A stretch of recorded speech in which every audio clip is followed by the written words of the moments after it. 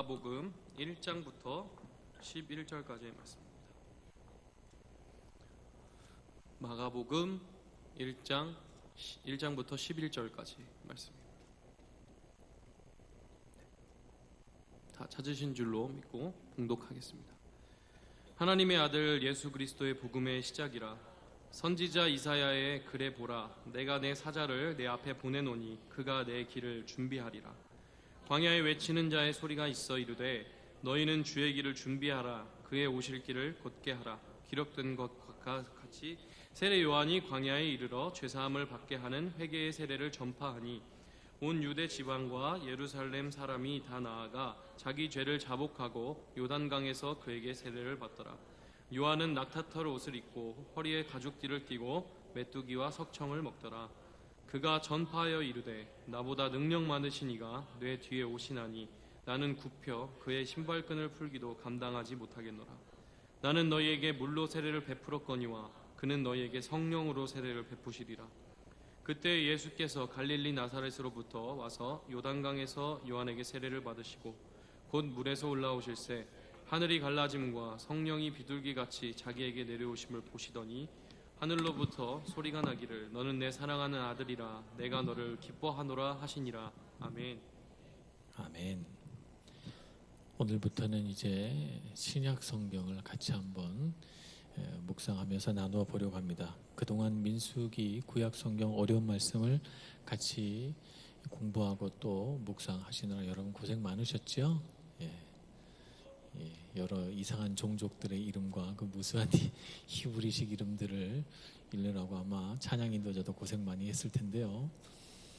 자, 이제 신약의 우리 마가복음을 같이 한번 묵상해 보고자 합니다. 오늘 마가복음은 여러 가지 면에서 특별한 의미가 있는 복음서다 이렇게 말할 수가 있습니다.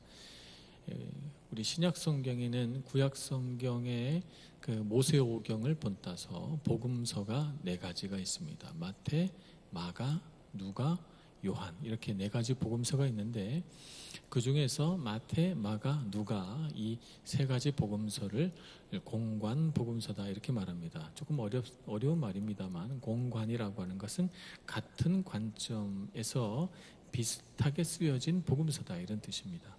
그리고 요한복음을 제4복음서다 이렇게 말합니다. 요한복음은 전혀 다른 관점에서 공관복음과는 다른 관점에서 예수 그리스도의 그 복음의 말씀들을 재해석한 말씀이라고 볼 수 있어요. 기록된 시기를 보자면 마가복음이 가장 먼저 쓰여졌고 주후 50년경에서 60년경 사이 그 어느 시간 동안에 쓰여졌을 거라고 보고 마가라고 하는 예수님의 제자 중에 제자 베드로의 또 제자가 되는 제자의 제자가 쓴 복음서로 이렇게 일컬어져 있고 또한 마가가 베드로에게 예수님에 관한 자세한 얘기를 듣고 그것을 기록한 책이라고 해서 상당히 권위가 인정받고 있는 그런 말씀이라고 볼 수 있습니다. 마가복음은 누가복음이나 마태복음과는 달리 예수님의 탄생 이야기가 없어요. 그냥 바로 예수님 이야기로 들어가는데 오늘 마가복음에서 보는 바와 같이 그냥 책 제목이 이렇습니다.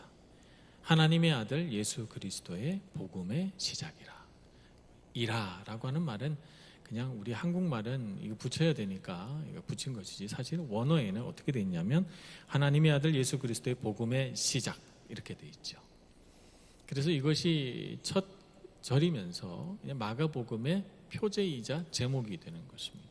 그래서 마가복음은 철저하게 예수 그리스도와 그분의 왕 되심, 그분의 하나님 아들 되심에 관하여 그리고 이 복음의 중심 내용에 관하여 철저하게 순종하여 쓰여진 복음서다 이렇게 말할 수가 있습니다.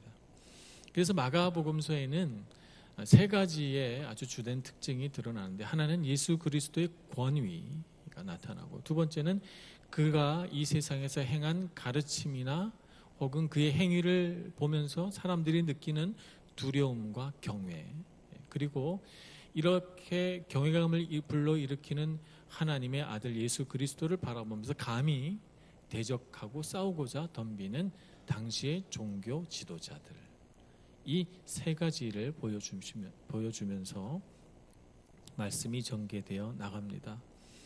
예수 그리스도는 하나님의 아들이십니다. 여기에는 다양한 의미가 담겨져 있습니다. 예수님은 그냥 예수님의 사람의 이름이죠. 그리스도라고 하는 말은 구약 성경 메시아를 헬라식으로 번역한 것입니다. 메시아는 구약 성경에 따르면 이렇게 기름을 붓다라는 뜻입니다. 근데 메시아흐가 돼서 기름 부음을 받다 이런 수동태가 됩니다. 그래서 메시아는 말하자면 기름 부음을 받은 자, 곧 당시에 기름 부음을 받는 자는 세 종류의 사람밖에 없어요. 하나는 왕, 하나는 선지자, 하나는 대제사장, 이렇게 세 명밖에 없어요. 그런데 대제사장이나 선지자는 항상 기름 부음을 받지는 않아요. 어떤 중요한 행사나 어떤 중요한 선지자만 그렇게 되는데, 항상 기름 부음을 받는 사람이 있는데 그 사람은 바로 왕이에요. 그래서 일반적으로 메시아 혹은 기름 부음 받은 자라고 하는 말의 의미는 이 세 가지를 다 통합하지만, 그러나 주된 의미는 왕이라는 뜻입니다. 하나님께서 이 땅을 하나님 뜻대로 다스리고자 보낸 하나님의 대리자로서의 왕을 가리키는 것이죠. 그것을 그대로 헬라 말로 번역한 것이 그리스도예요. 그러니까 우리는 예수님을 그리스도로 여기기 때문에, 예수님을 메시아로 여기기 때문에 붙여서 예수 그리스도 이렇게 부릅니다. 그런데 오늘 그 앞에 하나님의 아들이라고 하는 부제가 또 붙어 있습니다. 그러니까 예수님은 그리스도이시면서 또 하나님의 아들이시라는 것이죠. 하나님의 아들이라고 하는 것은 그리스도가 혹은 예수가 가지고 있는 인간적인 면뿐만 아니라 그분이 갖고 계신 신적인 면을 동시에 보여줍니다. 그래서 하나님의 아들은 그가 이 땅에 내려와서 사람으로 사셨지만 사람이 아니요 하나님이시라는 사실을 우리에게 가르쳐주고, 그래서 예수님은 전적인 사람인 동시에 완전한 하나님이시라고 우리가 믿는 것입니다. 이러한 예수님의 호칭과 예수님의 정체성에 관해서는 예전부터 많은 이단들이 출현했고, 이 문제에 관해서 많은 싸움들이 있어 왔습니다. 예수님은 인간이시다라고 해서 예수님을 그냥 성인 중에 한 사람으로 생각해서 예수님의 그 인간적인 면들, 그리고 예수님이 가르치신 그 여러 가지 도덕률들과 지혜만을 탐구하고자 했던 사람들은 이 세상에서 한때 주장하다 다 사라져 버렸습니다. 이것은 하나의 학문이요, 지혜요, 이것은 하나의 유행에 불과한 것이죠. 그것은 예수님을 아주 지극히 작은 면밖에 보지 못한 것입니다. 그런데 어떤 사람은 예수님은 인간으로 이 땅에 오지 않았다, 예수님은 완전히 하나님으로만 이 땅에 오셨다, 그러므로 예수님은 육체도 입지 않고 영이신 하나님의 형상대로 이 땅에 오셔서 그냥 예수님은 육체처럼 보이는 영으로 이 땅을 살아가셨다고 말하기도 했습니다. 이런 주장을 한 사람들을 우리가 그노시스 혹은 영지주의 이렇게 부릅니다. 이 사람들의 주장은 어떤 문제점을 만드는가 하면, 예수님은 이 땅에 몸으로 오시지 않았기 때문에 예수님의 십자가 사건은 아무 의미가 없어요. 왜냐하면 영으로 오셨으니까 십자가에 못 박히셔도 그분은 고통도 느끼지 않으셨고, 그것은 그냥 사람들에게 내가 이렇게 너희들을 위해서 죽는 것 같이 보여진다라고 하는 하나의 퍼포먼스가 되기 때문에, 이것은 엄격한 의미에서 정말 냉정하게 본다면 하나님이 사람을 속인 결과가 되는 것이죠. 그렇다면 하나님께서 사람을 이와 같이 속이신다면 그 속이시는 하나님은 과연 참된 하나님이신가라고 하는 근본적인 의문을 던지게 돼서, 예수님이 영으로 오셨다라고 하는 영지주의자들의 주장은 완전히 거짓말이고, 실제 예수님은 영으로 오지도 않으셨을 뿐 아니라 예수님은 완전한 인간이신 동시에 완전한 하나님이시라는 사실을 믿어야만 그분을 이해할 수 있습니다. 그래서 하나님이 인간이 되어 내려오신 이 놀라운 사건을 뭐라고 하냐면 인카네이션, 하나님이 사람이 되시다, 하나님이 사람이 된 사건이라고 말합니다. 제가 영어로 인카네이션 할 때는 참 단어가 어렵다 그랬는데 이태리 오니까 엄청 쉽게 느껴져요. 이태리의 고기가 까르네잖아요. 그래서 인카르나치오네 이렇게 되니까 쉽게 이해가 되더라고요. 라틴어에서 나온 단어니까.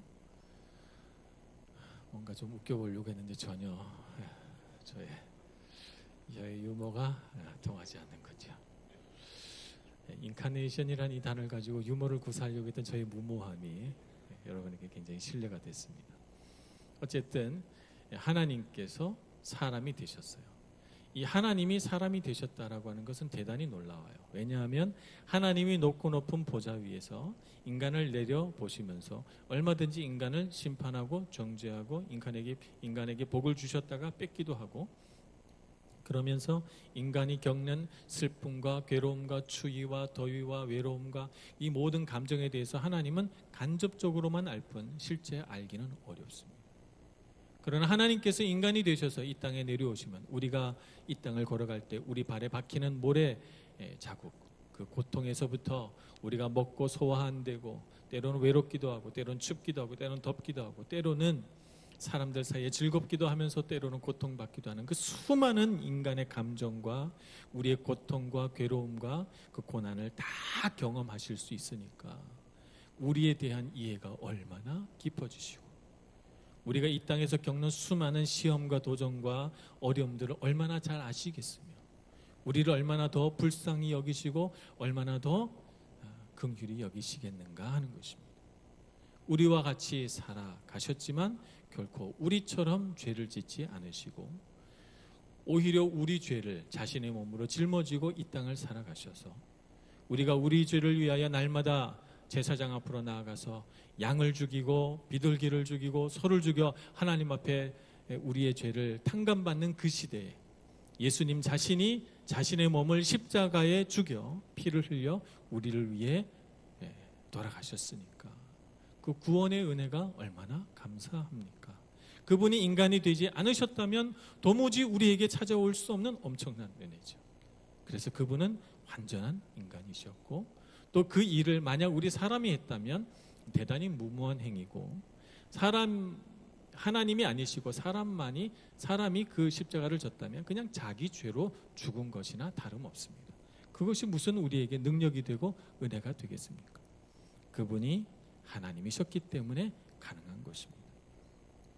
그래서 오늘 하나님의 아들 예수 그리스도의 복음의 시작이라는 이 말씀은 그분이 참 하나님이시며 또 참 사람이셔서 하나님이 참 사람이 되어 내려오신 이 놀라운 사건에 대하여 이제 이야기하려고 한다는 사실을 우리에게 가르쳐 줍니다.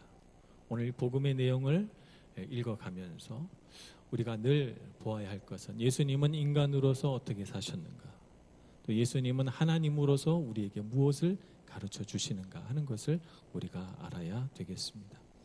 그래서 예수님을 표현하는 이 마가복음의 독특한 방식은 한 문장으로 우리가 요약할 수 있습니다. 고난받는 하나님의 종이라는 말입니다. 고난받는 하나님의 종, 고난받는 여호와의 종은 바로 오늘 인용한 이사야 선지자의 글에서 따온 것입니다. 이사야 선지자는 오실 메시아에 대하여 여러 번에 걸쳐서 예언을 하셨는데, 특별히 오늘 마가복음에서 인용한 이 말씀은 이사야 40장의 말씀을 인용한 것입니다. 우리 잠깐 이사야 40장을 볼까요? 이사야 40장 3절 말씀부터 보겠습니다.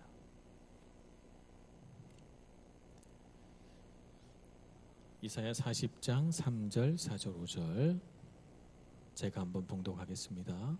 외치는 자의 소리여 이르되 너희는 광야에서 여호와의 길을 예비하라. 사막에서 우리 하나님의 대로를 평탄하게 하라.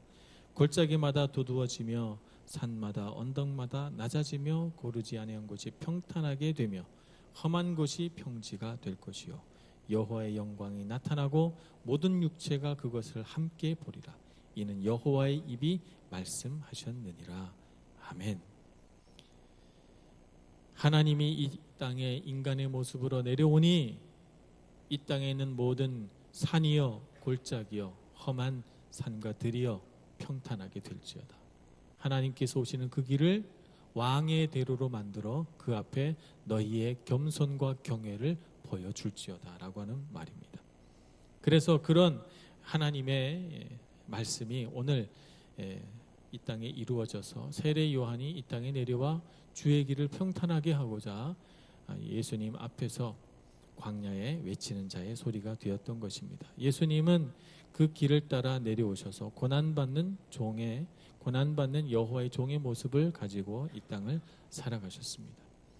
그래서 하나님의 놀라운 능력을 이 땅에 펼쳐내시는 부분이 마가복음의 전반부에는 능력 많으신 하나님, 그리고 능력의 메시아, 이런 것들이 펼쳐지고, 후반부에 가면 고난받는 하나님의 종으로서의 모습이 그려집니다. 이 전반부와 후반부를 가르는 전환점이 어딘가 하면 예수님의 순환 예고예요. 예수님이 제자에게 3번에 걸쳐서 고난받고 십자가에 죽으시라라고 하는 것을 예언하시는데, 그 예언 중에 마가복음 8장 34절, 누구든지 나를 따르려거든 자기를 부인하고 자기 십자가를 지고 나를 따를 것이니라 라고 하는 이 말씀이 딱 전반부와 후반부를 가르는 말씀이 되어서 고난받는 여호와의 종의 모습들을 쭉 그려내서 가는 것입니다. 오늘 우리는 예수님께서 이 땅에 내려오실 때 어떤 구약 예언의 말씀이 우리에게 베풀어졌고, 얼마나 오랫동안 이 말씀이 쭉 사람에게 대로를 만들어 왔으며, 또 예수님이 오시기 전에 세례 요한을 먼저 보내셔서 주의 길을 곱게 하라는 그 예언의 말씀을 하게 되었는지를 보고 있습니다. 세례 요한이 이 땅에 내려와서 자기 자신의 사역을 할 뿐만 아니라 나 뒤에 신발끈 매기도 감당치 못할, 매거나 풀기를 감당치 못할 이가 오실 거라고 말씀하셨어요. 그러면서 중요한 한 가지 말씀을 하시죠. 오늘 8절 말씀에 보면 나는 너희에게 물로 세례를 베풀었거니와 그는 너희에게 성령으로 세례를 베푸시리라, 이렇게 말씀하십니다. 물로 세례를 준다는 것은, 이것은 회개의 의미에서 그의 영과 육신을 정결케 한다는 뜻이에요. 성령으로 세례를 주신다는 것은 마침내 이 세상에 종말이 와서 이 세상 모든 사람들을 구원의 길로 이끄실 마지막 세례를 주신다는 뜻이에요. 그것이 바로 성령 세례죠. 그래서 성령께서 이 마지막 때가 시작됨을 알리기 위하여 내려오셔서 예수 그리스도를 주로 믿는 누구에게든지 이 성령이 들어가 그의 마음속 깊이, 정말 깊이 동의되는 마음으로 예수는 나의 주시라, 예수는 그리스도다, 이렇게 고백하게 만듭니다. 이것을 바로 성령 세례다, 이렇게 말하죠. 그러니까 우리가 마음으로 정말 고백할 때 예수님은 그리스도이시고 참으로 살아계신 하나님의 아들이십니다 라고 하는 고백이 마음에서 뜨겁게 고백이 되고 거기에 내 마음이 전적으로 동의되는 사람이라면 누구든지 성령 받은 사람이요, 성령께서 그 마음 가운데 내주하고 있는 사람이다 라고 말할 수 있는 것이죠. 오늘날 그런데 많은 사람들이 성령 세례를 다르게 해석을 합니다. 성령 세례를 다르게 해석해서 마가의 다락방에서 일어난 120명의 제자들에게 임한 그 성령 강림 사건만을 너무 강조한 나머지 성령께서 우리 안에 일하시는, 예수님께서 말씀 속에서 가르치시는 그리스도의 영 혹은 진리의 영, 보혜사라고 하는 말들은 다 작게 여기고, 오로지 마가의 다락방에서 불의 혀처럼 각 제자의 머리 위에 임하였던 그 성령 강림 사건만을 부각시켜서 어떻게 하면 그런 성령을 또 받을 수 있을까라고 하는데 집착합니다. 그런데 저는 그것이 성령을 대하는 올바른 태도가 아니라고 생각하는 것이죠. 이와 같은 성령 강림 사건은 단 한 번밖에 없었습니다. 역사 속에서. 그 이후에 성령 강림 사건이 많이 보고되지만 그와 같이 똑같은 모습이 묘사되지 않아요. 실제로 성령께서 우리 각자에게 임하실 때 그 사람의 성정과 성품과 기질에 따라서 각양각색으로 다르게 임하지, 오순절 다락방에서 임했던 그와 같은 모습과 동일하게 성령님이 오시지는 않습니다. 그러니 성령 세례를 자꾸 곡해해서 무언가 신비롭고 굉장히 뭔가 우리로 하여금 뭔가 정말 우리 의지와 상관없는 특별한 일이 일어나는 그런 성령 강림 혹은 성령 세례라고 생각하면 안 됩니다. 성령은 우리 마음에 예수를 그리스도라 고백하게 하고 예수님이 참 인간이시며 참 하나님이심을 믿게 하는 지혜의 영이요 진리의 영이라고 하는 사실을 우리가 알 때 우리는 성령에 대한 이해가 바로 되리라고 믿습니다. 예수님은 이 구원의 사건을 우리에게 주시려고 이 땅에 오셨습니다. 오셨을 때 예수님을 가장 먼저 기쁘게 맞이하신 분이 계신데 오늘 9절부터 10절, 11절 사이에 나온 예수님의 세례 사건입니다. 요단강으로 와서 요한에게 세례를 받으시고 물에서 올라오실 때 하늘이 갈라져 성령이 비둘기처럼 내려오고 또 하늘로부터 소리가 나서 너는 내 사랑하는 아들이라 내가 너를 기뻐하노라 라고 하는 성부 하나님의 음성을 듣게 됩니다. 그러니 바로 지금 이 순간 성부와 성자와 성령이 함께 있는 놀라운 사건이 펼쳐지죠. 그래서 삼위 하나님이 함께 계시면서 이제 예수 그리스도의 복음의 시작을 알려줍니다. 예수님은 바로 그와 같은 분명한 정체성을 가지고 세상을 살아가셨어요. 하나님께서 말씀하신 것처럼 사랑하는 아들로서 하나님이 기뻐하시는 사람으로서 이 세상을 살아갔죠. 그리스도인에게도 참 정체성이 중요합니다. 그리스도인이 올바른 정체성을 갖지 못하면 내가 누구인지 모르면 세상에서 자꾸 실패합니다. 왜냐하면 내가 누구인지 모르기 때문에 내가 무언가 돼야 한다고 내가 되고자 하는 사람을 자꾸 이상적으로 그리면서 하나님께서 창조하지 않으신 다른 본질로 접근하기 때문에 문제가 생기는 것이죠.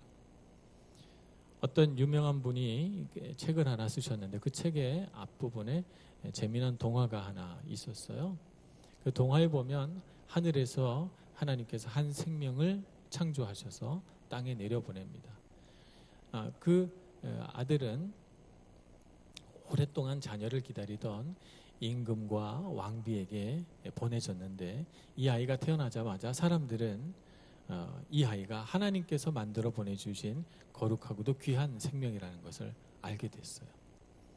그런데 이 아이가 태어나자마자 세상에 이 더럽고 추악한 것들을 보면 어떡할까 생각이 든 이 왕과 왕비는 이 아이가 태어나자마자 이 아이의 눈에 안경을 씌워줬죠. 색안경을 씌워줬어요. 세상을 보게 되면 이 아이가 충격을 받을까 봐. 그래서 이 아이는 태어나자마자 자기 눈에 안경이 씌워진 줄도 모르고 세상을 봅니다. 그래서 세상을 원래 하나님이 만들어 놓으신 그 모습 그대로 보는 것이 아니라 자기 안경이 씌워진 대로 세상을 보는 것이죠. 그래서 세상은 왜 이렇게 빨갛게 생겼을까? 모든 것이 다 빨갛구나. 빨간 안경을 꼈나 봐요. 보는 것이죠. 그래서 그 아이의 마음속에는 사물을 다 왜곡시켜서 보게 됩니다. 하나님이 만드신 아름다운 7가지 무지개 색의 아름다운 세상을 보지 못하고 그는 전부 빨간색으로 보게 되기 때문에 세상은 참 모든 것이 다 붉기만 하구나 생각하고 답답함을 느낍니다. 우리가 이 세상을 살아갈 때 그와 같은 과정을 겪었습니다. 여러분은 하나님이 나를 어떻게 지으셨는가? 하나님이 창조하신 여러분의 본 형상을 찾아가시기를 축복합니다. 그렇게 돼야만 여러분이 하나님 안에서 얼마나 귀하고 아름다운 존재인가를 알 수가 있어요. 여러분은 태어나자마자 안경이 씌워진 왕자요 공주와 같습니다. 그래서 내가 누구인지 모른 채 세상 사람들이 나에게 볼 것을 강요한 대로 보라고 주입시킨 대로 세상을 바라보면서 세상은 이럴 거야, 세상은 저럴 거야 라고 생각하고 그런 모습으로 내 자신을 바라보기 때문에 여러분이 여러분 자신을 보는 시각은 대단히 왜곡되어 있는 것입니다. 이것을 회복시킬 수 있는 방법은 유일하게 한 가지, 이 아이가 안경을 벗는 것이죠. 안경을 벗는다고 하는 것은 그동안 세상이 나에게 주입한 온갖 편견과 선입견과 나 자신에 대한 평가들을 다 버려버리고 하나님이 나를 어떻게 보시느냐에 집중하는 것입니다. 하나님은 나를 어떻게 생각하시고 하나님은 나를 어떻게 창조하셨을까라고 하는 것을 알면 여러분은 얼마든지 이 세상을 행복하게 살 수 있고 여러분 안에 심겨오는 하나님의 놀라운 능력과 은사와 재능을 마음껏 펼치며 살아갈 수 있습니다. 그러니 여러분 세상을 살면서 사람들이 뭐라고 나를 부르는지에 집착하지 마십시오. 여러분이 정말 관심을 가지고 주의를 기울여서 들어야 하는 것은 하나님이 나에게 뭐라고 말씀하시는가입니다. 예수님을 향하여서는 이렇게 말씀하셨어요. 너는 내 사랑하는 아들이라 내가 너를 기뻐하노라. 오늘 우리는 예수 그리스도의 피로 다 하나님의 자녀가 되었습니다. 하나님의 귀한 아들이요 하나님의 귀한 딸입니다. 주님이 우리를 보시고 뭐라고 말씀하실까요? 동일합니다. 너는 내 사랑하는 아들이라 딸이라 내가 너를 기뻐하노라. 여러분 마음 가운데 이 말씀을 심으시길 축복합니다. 세상 속에서 어떤 어려움을 겪더라도 혹은 스스로 내 자신에게 실망하더라도 결코 이 말씀을 잊지 마시는 여러분들 되시기를 바랍니다. 여러분은 귀한 하나님의 자녀입니다. 기도하겠습니다. 주님, 저희들을 사랑하시고 예수 그리스도의 보혈로 하나님 자녀 삼아 주시니 감사합니다.